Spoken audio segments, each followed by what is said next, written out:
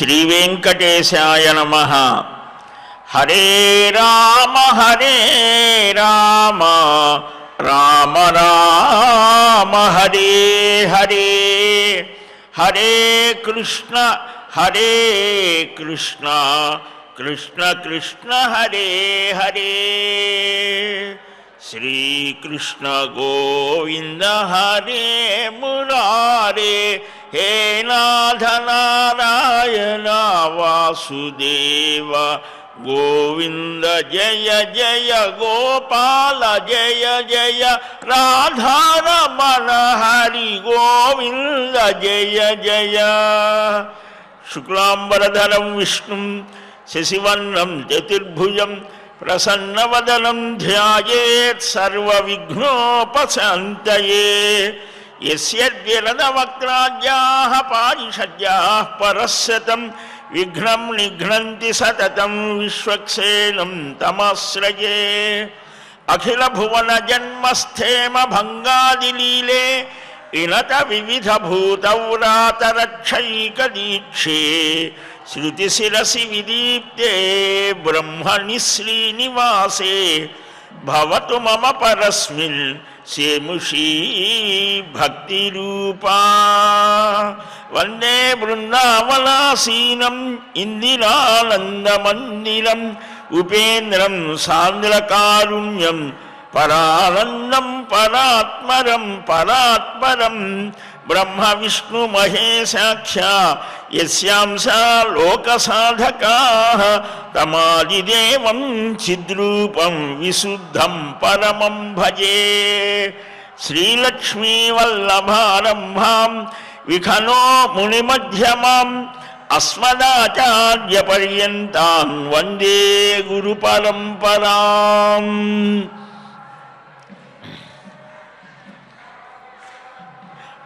నారాయణం నమస్కృత్య నరం చైవ నరోత్తమం దేవీం సరస్వతీం వ్యాసం తతో జయముదీరయేత్.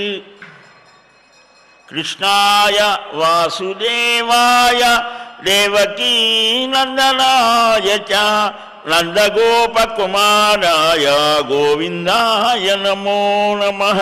శ్రీలక్ష్మీవల్లభారంభాం విఖనో మునిమధ్యమాం అస్మదాచార్యపర్యంతాం వందే గురుపరంపరాం.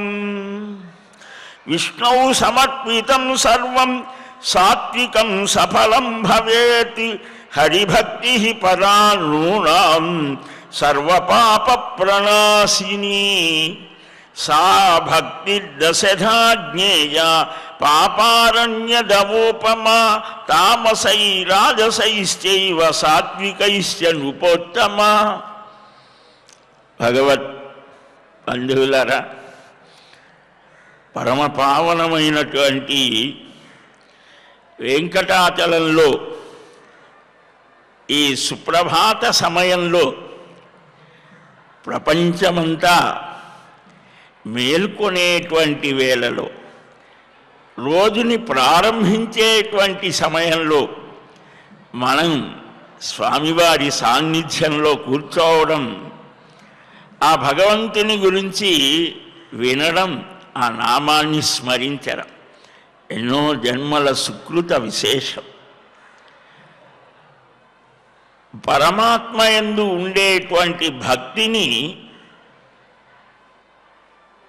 అనేక విధాలుగా చెప్తారు.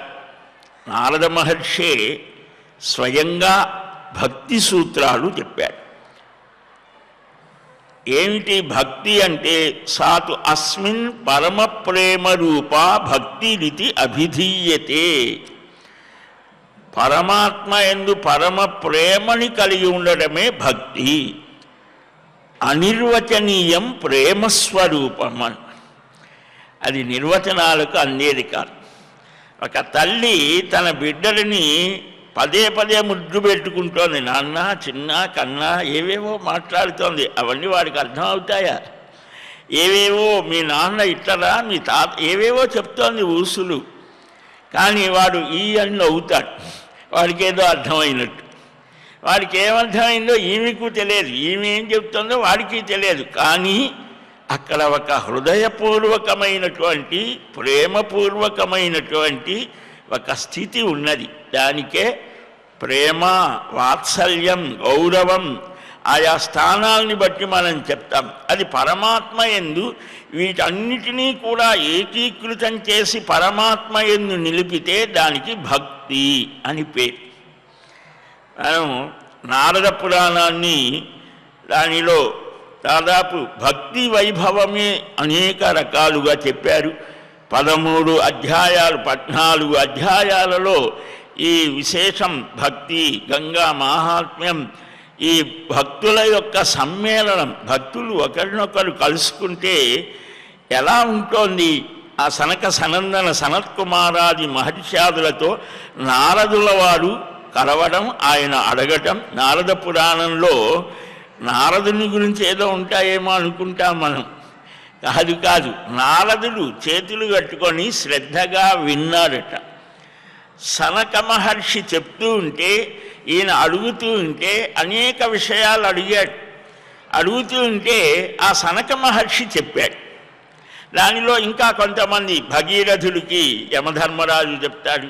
అంటే మనం యోగ్యతగా నడిస్తే మహానుభావుడు పరమాత్మ ప్రేరణ చేత వారే మన దగ్గరకు వచ్చి చేయవలసినది, ఉండవలసిన స్థితి అన్నీ చెప్తారు.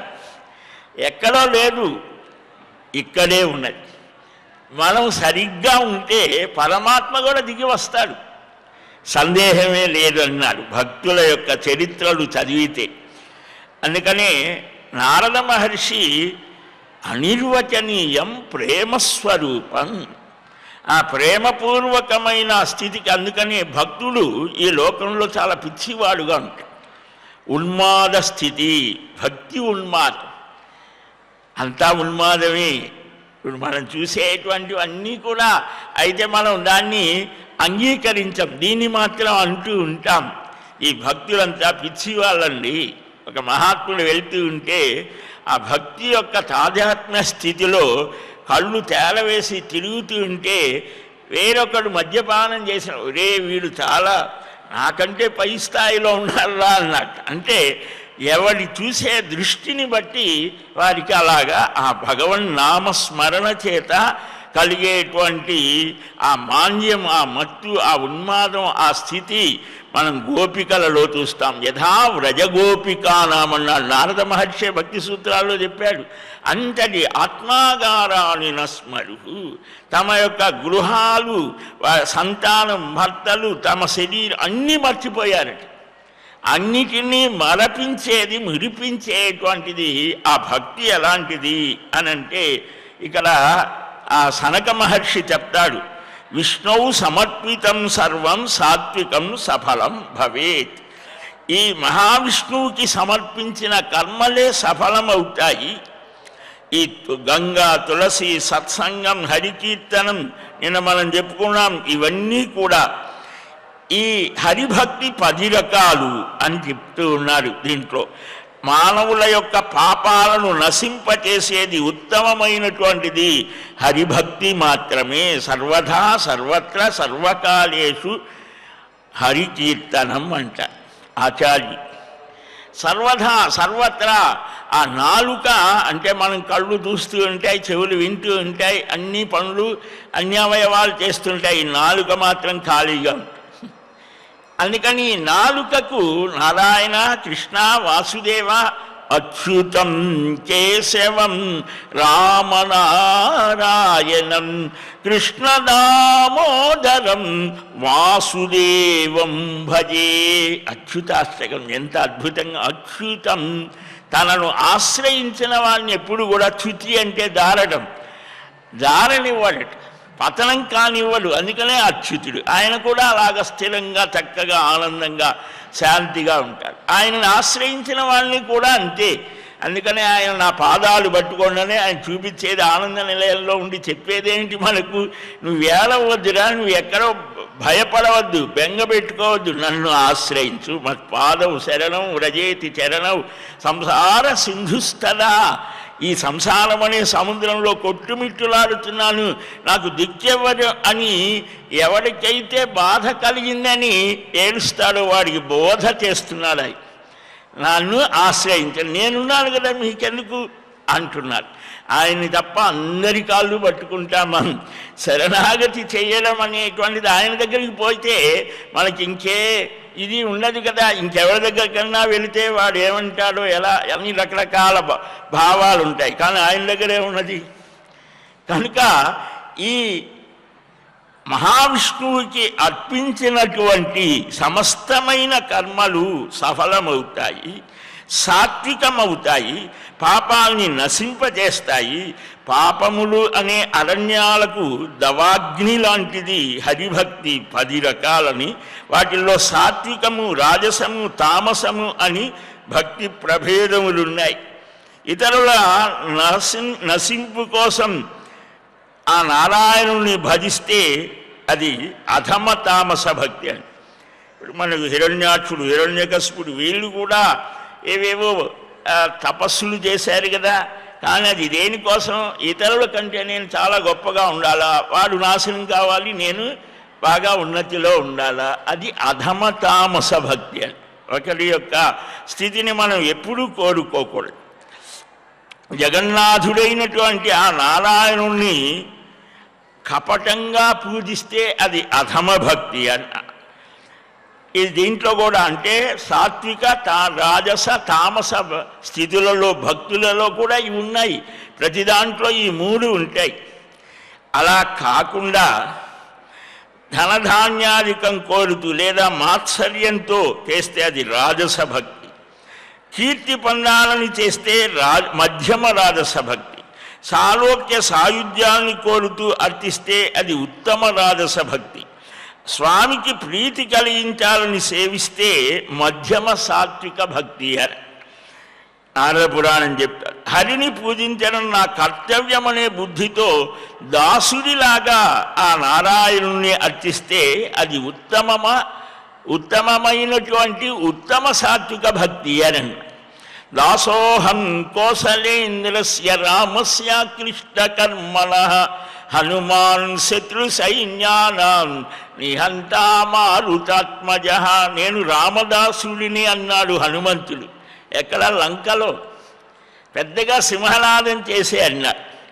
కాబట్టి రామ భక్తులకు రామదాసు, రామ కింకరుడు హనుమంతుడు.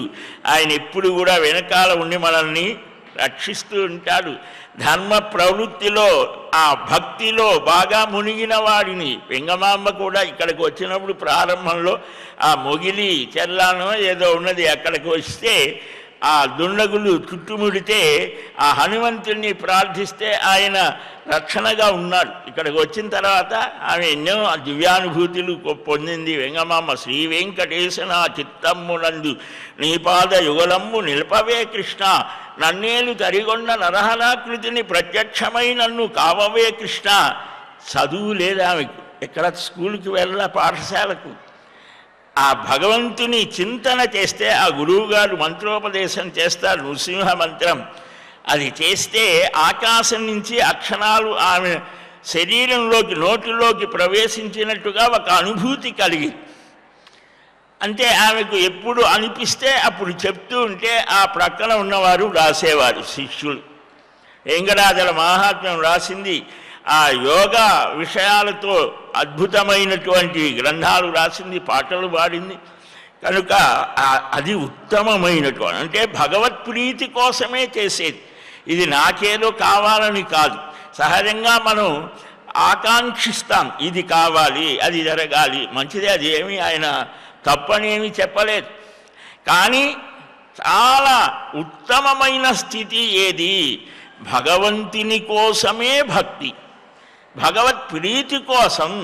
మనకి ఇష్టమైన వ్యక్తులు ఉన్నారు, మన పిల్లలే ఉన్నారు, వారి కోసం మనం ఎంత శ్రమిస్తాం, కష్టపడి చెమటోడ్చి వారు బాగుంటే చాలండి, నాకేం అక్కర్లేదు. ప్రతి తల్లిదండ్రి కూడా అంటారు. వాడు వచ్చి పైకి వచ్చిన తర్వాత వాడు ఏం చేస్తాడో తెలియదు, వాడిని తీసుకువెళ్ళి వృద్ధాశ్రమంలో పడేయచ్చు, లేదా వాడి ముఖమే కానీ తల్లి తండ్రి తల్లి తండ్రి కూడా వీడు పెద్దవాళ్ళైన నేదో చూస్తారని వాళ్ళని చూడరు. అది అలాగ చూడకుండా ఉండలే.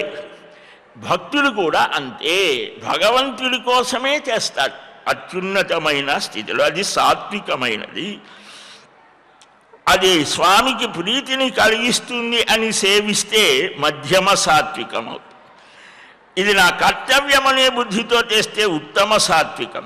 శ్రీహరి మహిమని కొంచెమైనా సంతోషంతో ప్రీతితో తన్మయత్వంతో స్తుతిస్తూ ఉత్తమమైనటువంటి స్థితిలో ఉంటే అది ఆ ఉత్తమోత్తమ భక్తి అవుతోంది. తస్మాత్ కార్య హరేర్భక్తి స్వధర్మస్య విరోధిని సదాచార విహీనానాం ధర్మా అప్యసుఖప్రదాః సర్వాగమానామాచార ప్రథమం పరికల్ప్యతే ఆచార ప్రభవో ధర్మో ధర్మస్య ప్రభురచ్యుతః. మహాభారతం చెప్పేదే ఇదిగో. ఈ నారద పురాణం కూడా చక్కగా చెప్తారు. ఆ స్వామిని ఇలాగ చెయ్యాలి. సాత్వికమైన జగత్తులో ఉన్నటువంటి ప్రతి అణువణువు కూడా నా పరమాత్మ, నా స్వామి, నా భగవానుడు వ్యాపించి ఉన్నాడు అని భక్తుడు సర్వవ్యాపి అయినటువంటి ఆ సర్వేశ్వరుని యందు చక్కగా శ్రద్ధ పెడతారట. నేనే విష్ణువుని అనేవారు కూడా ఉన్నారు. ఈ జగత్తంతా నాలోనే నిలిచి ఉన్నది. సర్వం విష్ణుమయం జగత్. ప్రహ్లాదుడు ఆ స్థితిని దర్శించాడు. ఇందుగలడు అంతు లేడని సందేహంబు వలదు. తండ్రికే చెప్పాడు. సహజంగా తండ్రులు పిల్లలకి చెప్పాలి అని అనుకుంటాం కదా, అది చెప్పలేం. అటు ఇటు కావచ్చు. పిల్లలు చాలా యోగ్యులై తండ్రులు అసలు దేవుడు లేదు, అది లేదు, ఇది లేదు అనేవాళ్ళు కూడా ఉన్నారు. అదేదో గొప్పగా చెప్పుకునేవారు ఉన్నారు. సరే, అది వారి స్థితి అనుకోండి. ఇక్కడ హిరణ్య కశిపుడు కూడా అలాంటి స్థితిలో ఉంటే ఎందుకు నాన్న ఎవడి బలం చూసుకొని ఇలాగ విర్రవీగుతున్నావురా అంటే, నీకు నాకు అందరికీ కూడా బలాన్ని ఇచ్చేవాడు, తేజస్సునిచ్చేవాడు, కీర్తినిచ్చేవాడు ఆ మహావిష్ణువే. అది నువ్వు గుర్తించలేకపోతున్నావు నాన్న. మనకు కూడా మన పిల్లలు మనకు ఒక్కొక్కసారి మనకే కళ్ళు తెరిపిస్తూ ఉంటారు. మనమేదో చాలా గొప్పవాళ్ళం, పెద్దవాళ్ళం అనుకుంటాం. కాదు, ప్రతి వ్యక్తిలో ఏదో ఒక గొప్పదైన ప్రజ్ఞ ఉంటుంది. అది మనం గుర్తించడంలో మన ప్రజ్ఞ కూడా ఉంటుంది. కనుక విష్ణుమయంగా చూసేవాడు ఉత్తమోత్తముడు అని. ఇలాగ 10 రకాలుగా ఉండే భక్తి సంసారాన్ని నశింపజేస్తోంది. సంసరతీతి సంసార. సంసారం అంటే ఏంటి? భార్య బిడ్డలు లేదా ధనార్జన, ఇవేనా సంసారం అంటే? కాదు. పుట్టడం, పోవడం, ఇవి అన్నీ వస్తాయి. సంసారం సాగుతూ ఉంటుంది, కొనలుగా సాగుతుంటాయి. దానికి ముడి వేసినట్టుగా పోతూ ఉంటుంది. దాన్ని ఛేదనం చేసేవాడే పరమాత్మ. ఆ పాశఛేదనం అంత తొందరగా జరగదు. సారము లేని సంసారమందున నీ నామమొక్కటే గతి అంటారు. సారము లేని సంసారమందున సంతారకమైనది నీ నామం ఒక్కటే. కంచర్ల గోపన్న అంటే భక్తి అన్ని కోర్కెలను ప్రసాదిస్తోంది. కాబట్టి ఓ మహారాజా, భగీరథ మహారాజుతో యమధర్మరాజ చూడాలని వచ్చారట. ఆయన తపస్సు చేస్తూ ఉంటే చూడండి, మహానుభావులు మనం పిలవక్కర్లా, బెల్లం ముక్క అక్కడ పెట్టాం, చీమల్ని పిలుస్తామా? దానికి అడ్వర్టైజ్ ఇస్తాం. అట్లాగని నిజంగా నీవు పరమ భక్తితో, సాత్వికమైన శ్రద్ధతో, ధర్మబుద్ధితో నడిస్తే పరమాత్మే వస్తాడు. పుండరీకుడే సాక్ష్యం, పాండురంగ క్షేత్రం. ఆ పుండరీకుడు వాళ్ళందరూ వచ్చి ఆ తల్లిదండ్రులని శ్రద్ధతో సేవిస్తుంటా అంటే ఆయన చెప్పిన పని చేశాడు. మాతృదేవో భవ, పితృదేవో భవ, ఆచార్య దేవో భవ, అతిథి దేవో భవ అని పరమాత్మ శాసనం, వేదం కదా, ఆ పనే చేశాడు. అందుకని ఆయన దగ్గరికి వచ్చి ఆయన చెప్పినది చేయకుండా మీరంటే చాలా ఇష్టం అండి, కానీ మీరు చెప్పిన మాత్రం నేను చేయను అంటే ఎలాగ ఉంటుంది? కనుక సంసారాన్ని జయించాలని కోరేవారు తమ కర్మలకు విరోధం కాకుండా శ్రీహరి యందు భక్తిని చేయాలి. అట్లాగని మేము 24 గంటలు అక్కడే కూర్చొని హరే రామ అంటామండి, ఇంట్లో భార్యాబిడ్డలను పట్టించుకోం, భర్తను పట్టించుకోం అంటే అది కూడా సరికాదు. నీ కర్తవ్యాన్ని చేస్తూ దానికి ఇబ్బంది లేకుండా ఆ సమయం వస్తే అన్నిటినీ వదిలిపెట్టేటువంటి స్థితి వస్తే ఆయన వదిలిస్తాడు, మనకెందుకు ఆ బాధ. మహాభారతంలో అర్జునుడు ఆ సింధు దేశాధిపతి సైంధవుడు, ఆయన శివుని అనుగ్రహం పొంది పాండవుల చేతిలో అంతకుముందు పరాభవం పొంది ఒక్కరోజు పాండవులను ఆపివేసే వరాన్ని పొందారు. అది ఎప్పుడు దొరికింది అంటే ఆ పద్మవ్యూహ సమయంలో అభిమన్యుడు వచ్చే సమయంలో దొరికింది. సరే, ఈ మహారథులంతా కలిసి వీడుంటే పిల్లవాడు అయినప్పటికీ కూడా వీడుంటే ప్రమాదం అని అందరూ అక్రమంగా వేసేశారు. అది తెలిసిన అర్జునుడు దీనికి కారణం ఆ మొదట్లో ఉన్నటువంటి లేకపోతే వీళ్ళెవ్వరు వెళ్ళటానికి లేకుండా ఆపివేశారు. ధర్మరాజు అర్జునుడు వెళ్ళగలడు, ఛేదించగలడు, ఆయన్ని ప్లాన్ ప్రకారమే ప్రణాళికాబద్ధంగా ఆయన వేరే దానికి మళ్ళించి వీరి ఇలాగా దీన్ని ఛేదించలేరు అని ద్రోణాచార్యుడి వ్యూహం. అంటే పరమాత్మ ప్రణాళిక చాలా చిత్రంగా ఉంటుంది. సరే, ఆ అభిమన్యుడు పోతే దీనికి కారణం వీడు అని తెలిసి రేపు సాయంత్రం అస్తమాన సమయానికి సైంధవ సంహారం చేస్తాను, లేకపోతే అగ్ని ప్రవేశం చేస్తానని ప్రతిజ్ఞ చేశాడు అర్జునుడు. మనం కూడా ఏవోటి మాట్లాడేస్తూ ఉంటాం, ఒక్కొక్కసారి ఆవేశంలో మాట్లాడేటప్పుడు ఆలోచించి మాట్లాడాలి, మృదువుగా ఉండాలి, మన భాష శాంతంగా ఉండాలి, ఇతరులకు బాధ కలిగించకూడదు, మామూలు యొక్క స్థితి. కానీ ఒక్కొక్కసారి వచ్చేస్తాయి. కానీ భక్తుడి యొక్క మాటను నిజం చేసే ప్రయత్నం చేస్తారు. ఆయన డ్యూటీ అది పాపం. ఆ రాత్రి పడుకున్నాడు, ప్రతిజ్ఞ చేశాడు, హాయిగా పడుకున్నాడు, నిద్రపోతున్నాడు. ఆయనకు నిద్ర పట్టలే, వచ్చి లేవగొట్టాడు. ఏమిటి ఆయన ఏం చేస్తున్నాడు? హాయిగా నిద్రపోతున్నాడు. ఏం చేసేది? అర్ధరాత్రి అప్పుడు ఏం చేస్తారు? నిద్రపోతారు. అవును, ఈ ప్రతిజ్ఞ చేశావు కదా, మరి ఎలాగా? దానికి ఏదైనా వ్యూహం అవన్నీ నాకెందుకయ్యా, నేను చేయవలసినటువంటి పని అంతా కూడా ఒకరికి అప్పగించేశాను. ఆఫీసులో కొన్ని వర్కులు ఇస్తూ ఉంటారు కదా, ఇది నువ్వు చూసుకో, ఇది నువ్వు చేయి అని అంటే ఇక వీడు హాయిగా ఉండాలి కదా, నాకెందుకు అని. ఎవరైనా శ్రీకృష్ణ భగవాన్ ఆయనే ఆ చక్రాన్ని అడ్డు పెట్టారు, ఏదో చేశారనుకో. అంటే ఏంటి, అర్జునుడికి అంతటి స్థైర్యం మనకున్నా కూడా ఆయన వస్తాడు, ఆయనే ఆ బాధ్యత స్వీకరిస్తాడు. సగం కొంత, సగం మనము, సగం ఆయన అంటే కాదు, మొత్తం ఆయనకే ఇచ్చేసేయాలి. పవర్ పట్ట అంటారే అట్లాగా. సరే, ఈ భక్తి అనేటువంటిది మనం చేసేటువంటి మన స్థితులు ఉంటాయి కదా, దానికి భంగం లేకుండా చేయాలి. సామాన్య స్థితిలో మనం చేస్తూ ఇందాక చెప్పుకున్నాం కదా, నాలుక ఉన్నది, నాలుకకు పని ఉన్నది, తినేటప్పుడు తప్ప ఇంకా వేరే అవి ఇవి ఏవేవో మాట్లాడకూడనివి మాట్లాడటమే నాలుగుతో మనం చేసేది. కానీ కృష్ణ, గోవింద, నారాయణ ఇది అభ్యాసం చేస్తే నారాయణ నామ, నారాయణ అనే 4 అక్షరాలు ఉన్నాయి. వాక్ వశవర్తిని కులశేఖరుల వారు అంటారు, అహో మూఢధీహి, అరే రే వీడంతా నరకానికి క్యూ కట్టిపోతూ ఉన్నారే, ఎంత మూఢులురా. నారాయణ అని 4 అక్షరాలు, 4 మన స్వాధీనంలో ఉన్నది, అయినా చెయ్యరే అని ఆయన ఆవేదన పొందుతాడు. కాబట్టి ఆచార ప్రభవో ధర్మ, స్వధర్మాన్ని వదిలి భక్తిని మాత్రమే చేసేటువంటి వాడి విషయంలో ఆయన సంతోషించాడు. అంటే ఒక్కొక్క స్థాయి ఉన్నది, ఆ భక్తి రసామృతం. అది ఆ ఆచారం నుంచే ధర్మం పుడుతోంది. భారతం కూడా అదే చెప్తా. సదాచారమే సనాతనం. సనాతన ధర్మం అంటే మనం ఆచరించేటువంటిది. అప్పుడే ఆ ధర్మమే మనల్ని రక్షిస్తోంది. అంటే ఏంటి? ధర్మాధ్యక్షుడు పరమాత్మే, ఆ ధర్మానికి ప్రభువాయ్. కాబట్టి స్వధర్మానికి భంగకరం కాని విధంగా ఆ భక్తిని ఆచరించాలి ప్రారంభంలో. కాబట్టి నువ్వు అడిగిందంతా చెప్పానయ్యా.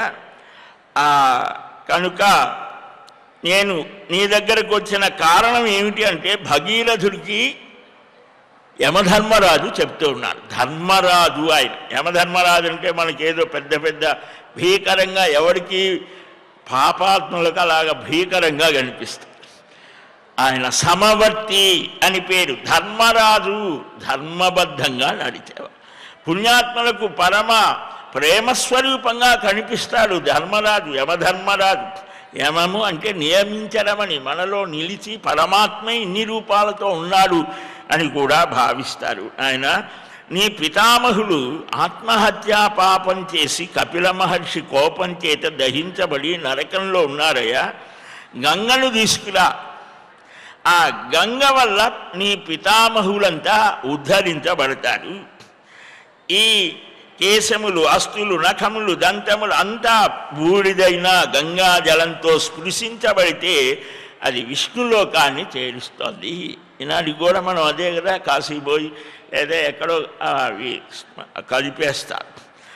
ఇవి అన్ని పాపాల నుంచి యస్యాస్తి భస్మవారాజన్ గంగాజాం క్షిప్యతే నరైః స సర్వపాప నిర్ముక్తః ప్రయాతి భవనం హరే. ఆ సర్వపాప విముక్తుడవుతాడు గంగా బిందు అభిషేకం వల్ల. ఆ గంగా బిందువులు పడితే చాలు. ఎన్ని ఆలయాలు, ఎన్ని నదులు, పుణ్యతీర్థాలు ఉన్నాయి. మనకు కడప దగ్గర పుష్పగిరి అని ఉన్నది. అక్కడ ఆ పుష్కరిణిలో ఆ అస్థులు కలిపితే అవి కలిసిపోతాయి. అక్కడ కూడా చాలా ప్రసిద్ధి. కాబట్టి ఆ నదులు, ఆలయాలు ఒక పవిత్రమైనటువంటి, ఒక గొప్ప మనకు సంస్కారాన్ని మార్చేటువంటి కేంద్రాలు, క్షేత్రాలు.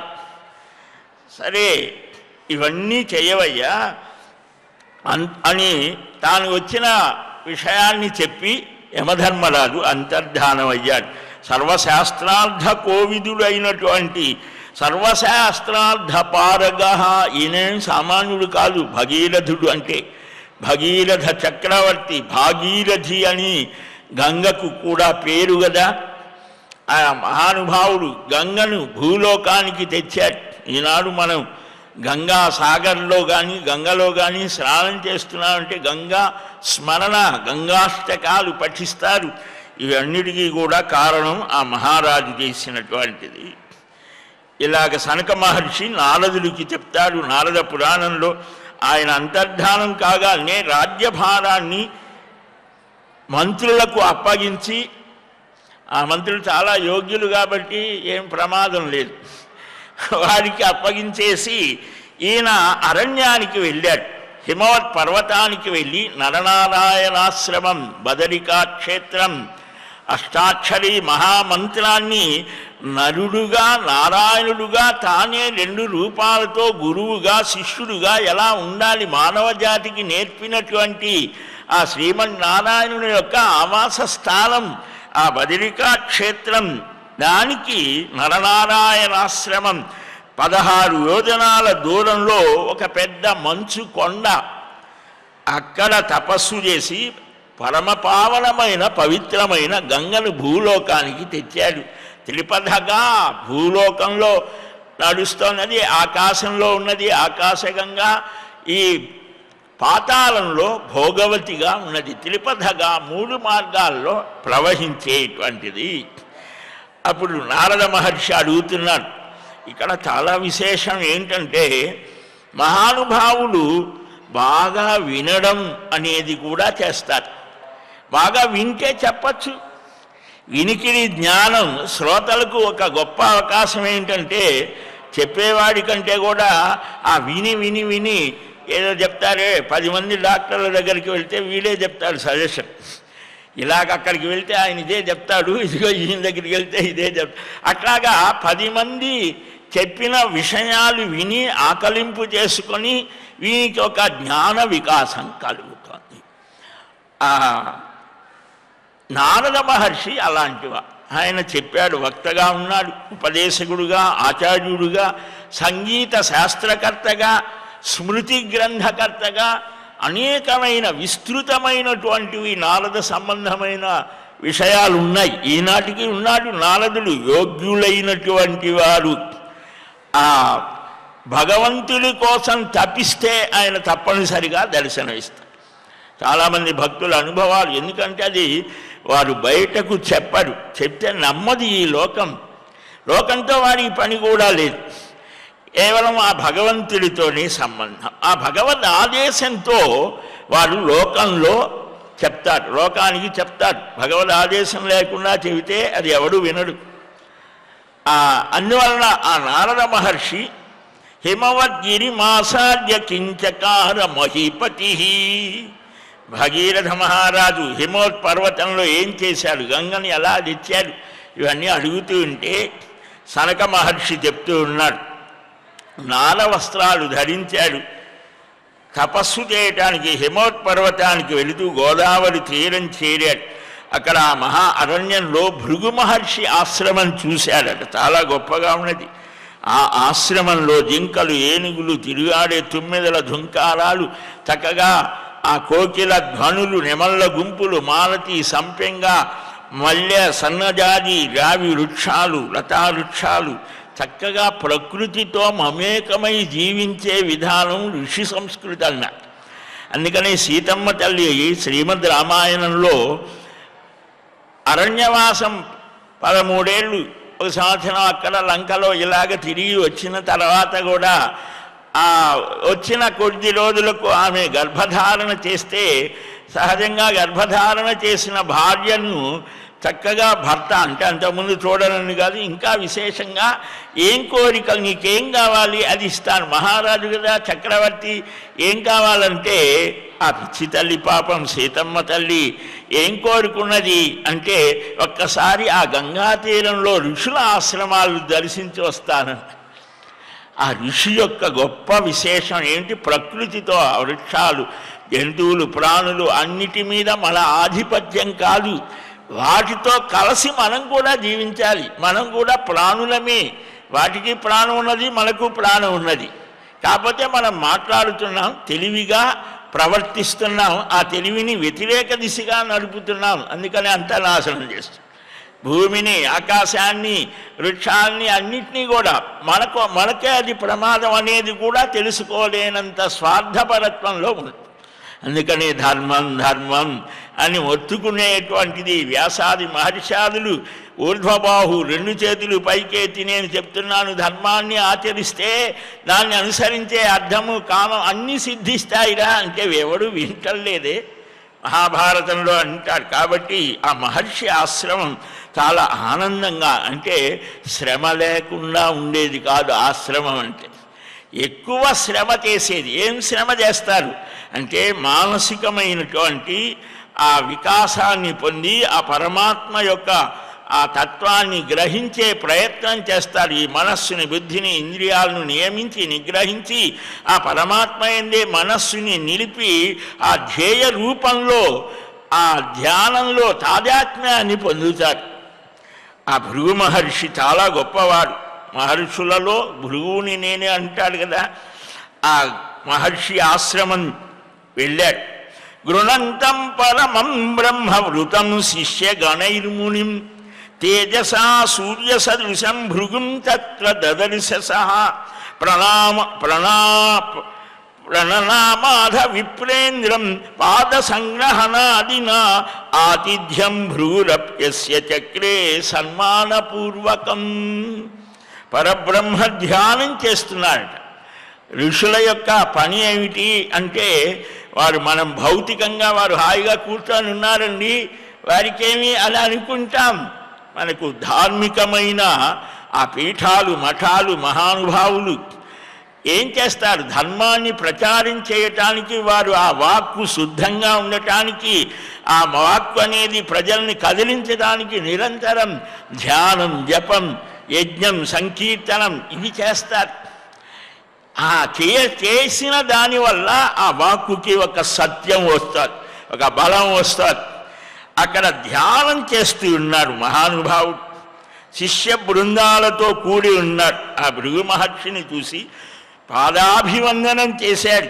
ఆయన కూడా మహారాజు అంటే ఆ స్థానంలో పరిపాలించేటువంటి వాడు సరైన వాడైతే ప్రజలకు కూడా మేలు అనేక రకాలుగా కలుగుతోంది. అందుకనే భారతదేశంలో ఎప్పుడు కూడా పరిపాలన చేసేవాడే ప్రధానం కాదు, వారిపైన వారిని శాసించే ఋషులు ఉన్నారు. వారు ధర్మాన్ని అనుసరించి నడుస్తారు. ధర్మశాసనం ఉన్నది. ఆనాడు వశిష్ఠ మహర్షి ఇంకా అనేక మహర్షులు చరిత్రలో చూస్తే మనకు చంద్రగుప్తుడిని తయారు చేసిన చాణుక్యుడు ఎక్కడున్నాడయ్యా అంటే సూర్యచంద్రుడు ఆయన గృహంలో ఉంటాడట. ఇప్పుడు అంటే ఒక పర్ణశాలలో ఒక పూరి ఇల్లులో ఉన్నాడట ఆయన ప్రధానమంత్రి. సమర్థ రామదాసు శివాజీకి ప్రేరకుడు ఆయన. విద్యారణ్యుల వారు 13వ శతాబ్దిలో విజయనగర సామ్రాజ్యానికి ఆయనే ధానాదత్తం చేశాడు. గొప్ప కోట్ల తపస్సు జపం చేసి.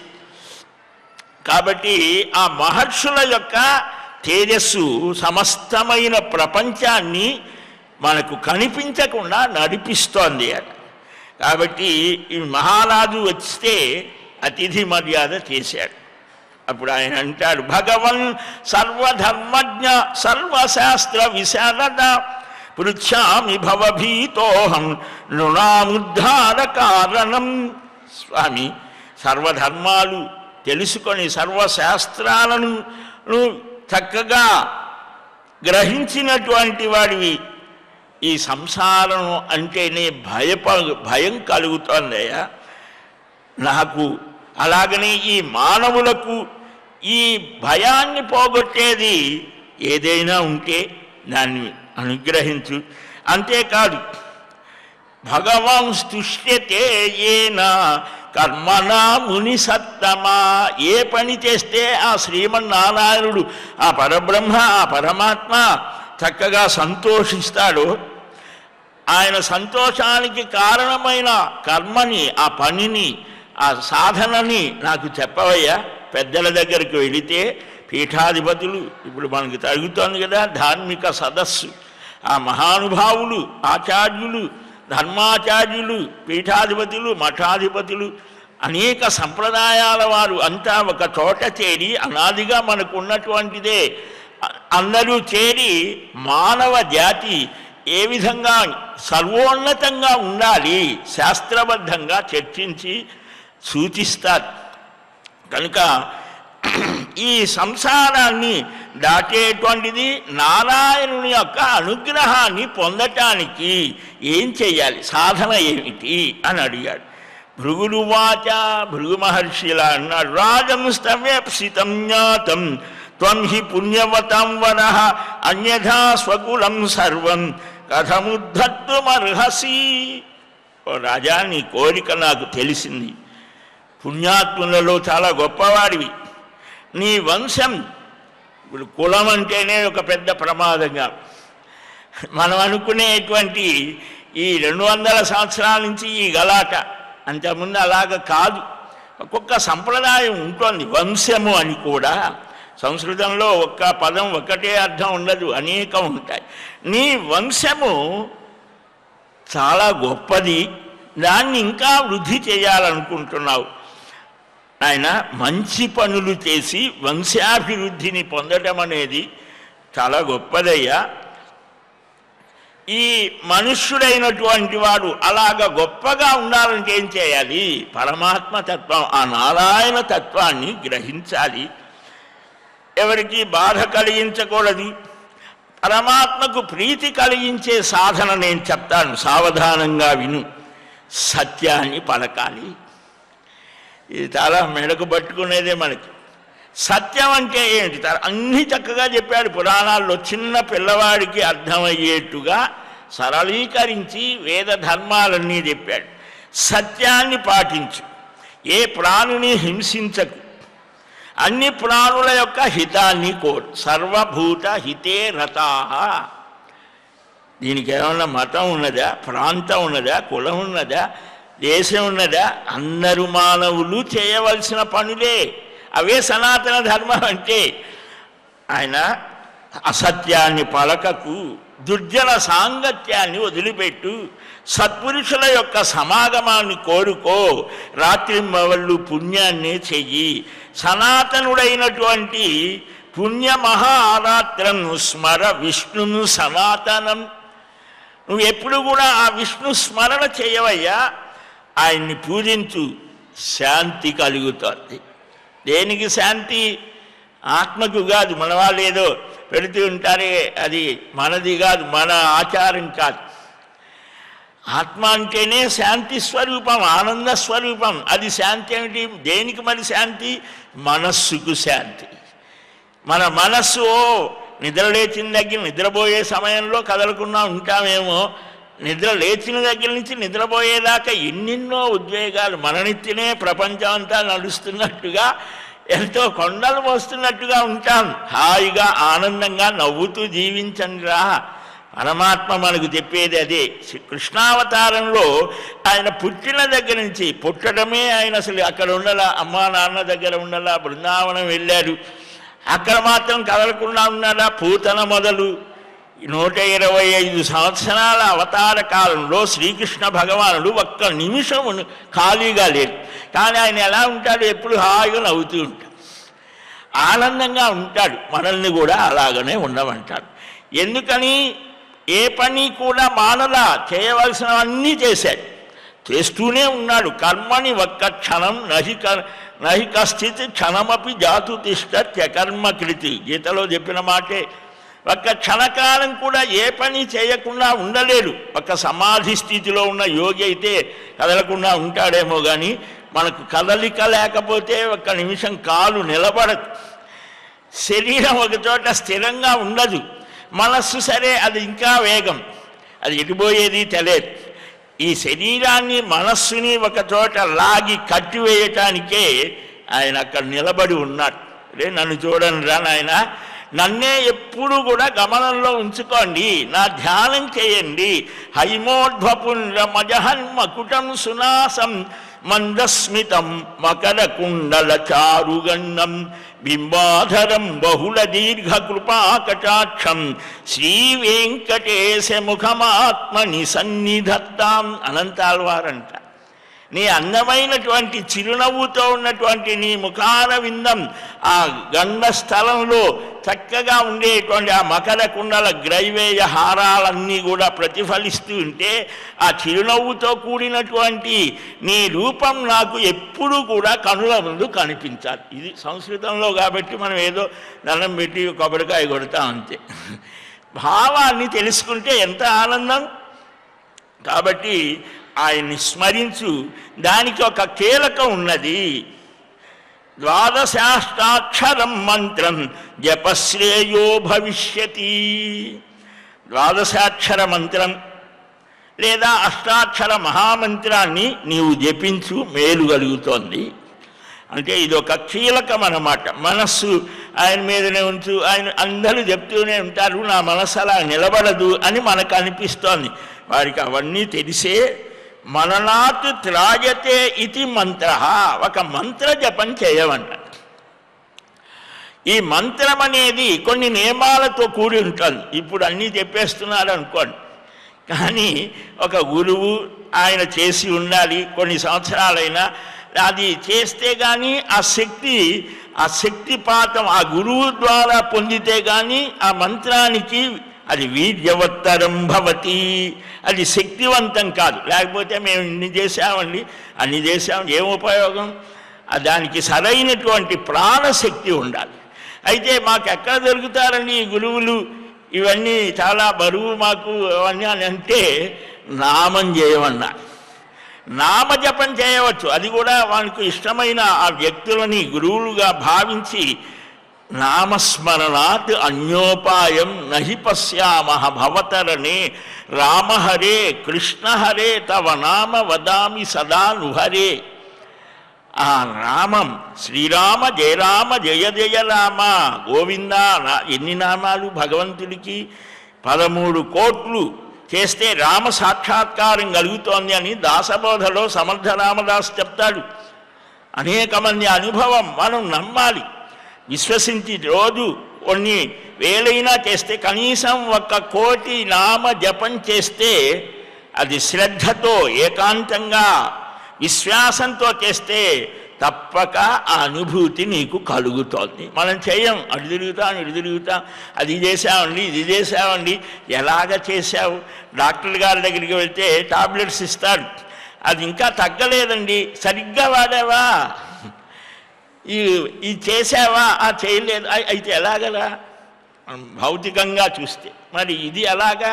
ఇది జన్మజన్మలుగా మనకు అనేక రకాలైనటువంటి సంస్కారాలన్నీ మన నెత్తిన ఉంటే అవి ఒక్కసారిగా ఎలాగా? విశ్వాసంతో చేస్తే అది తప్పక సిద్ధిస్తోంది. అది మనం నమ్మాలి. ఆ గురు పరంపర, ఆ పరంపరాగతమైనటువంటి మంత్ర నామ సంకీర్తనల చేత తప్పనిసరిగా భగవద్ అనుభూతి పొందవచ్చు ప్రతి మానవుడు కూడా అని మనకు పన్నల భీముడు ఆప్తజన బాంధవుడు జ్వల బాణతూన కోదండ కళ ప్రచండ భుజతాండవ కీర్తికి రామమూర్తికి రెండవ సాటి దైవము లేడు లేడను గడకట్టి భేడికాడాండడాండధ్వనుల జాండము నిండ మత్త వేలంగమునెక్కి చాటెదా భద్రగిరి దాశరథి కరుణాపయోనిధి. ఎంత ధైర్యంగా చెప్పాడు. ఆ ధైర్యం మనకు కూడా వస్తుంది చేస్తే. అలాంటి ఆ చక్కని భక్తిని ప్రసాదించమని సర్వమానవులకు అలాంటి భక్తి శక్తిగా మారాలి. అప్పుడే మనం సర్వశక్తివంతులం అవుతాం. మన దేశం కూడా ఆచార్య స్థానంలో ఉంటుంది. అలాంటి స్థితిని కలిగించమని సప్తగిరి శ్రీనివాస స్వామిని మనమంతా వేడుకొందాం.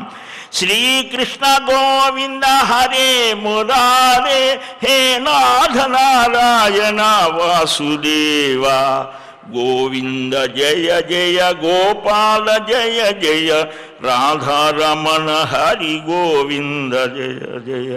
హరే రామ రామ రామ హరే హరే హరే కృష్ణ కృష్ణ కృష్ణ హరే హరే.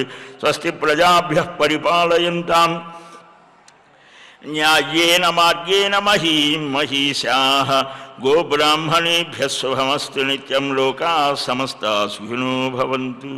శ్రేయఃకాంతాయ కళ్యాణనిధయే నిధయేర్థినాం శ్రీవేంకటనివాసాయ శ్రీనివాసాయ మంగళం. బలం విష్ణోః ప్రవర్ధతాం సర్వం శ్రీకృష్ణార్పణమస్తు. ఏడుకొండలవాడ వెంకటరమణ గోవింద గోవింద గోవింద గోవింద.